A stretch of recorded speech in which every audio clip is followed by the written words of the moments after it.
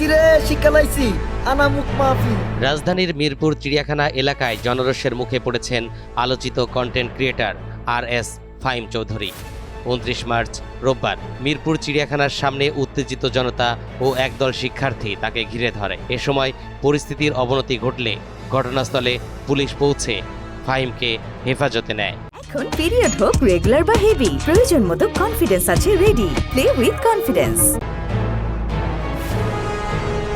প্রত্যক্ষদর্শীরা জানায় RS ফাহিমকে মিরপুর এলাকায় দেখে উপস্থিত লোকজন ও শিক্ষার্থীরা উত্তেজিত হয়ে পড়েন। তার বিতর্কিত কর্মকাণ্ড ও পূর্ববর্তী বিভিন্ন অবস্থানের জেরে সেখানে স্লোগান ও বাকবিতণ্ডা শুরু হয়। এক পর্যায়ে পরিস্থিতি নিয়ন্ত্রণের বাইরে চলে গেলে পুলিশ তাকে আটক করে থানায় নিয়ে যায়। বিষয়টি নিশ্চিত করে শাহ আলী থানার ওসি মোহাম্মদ জাহাঙ্গীর আলম জানান, মিরপুর চিড়িয়াখানার সামনে থেকে স্থানীয় জনতা তাকে আটকে রেখেছিল। পরে পুলিশ গিয়ে তাকে আটক করে থানায় নিয়ে আসে। তার বিরুদ্ধে জুলাই ছাত্র আন্দোলনের ঘটনাবলী নিয়ে বিভিন্ন থানায় মামলা রয়েছে উল্লেখ করে তিনি আরও বলেন, সেগুলোর বিষয়ে আমরা খোঁজ খবর নিচ্ছি।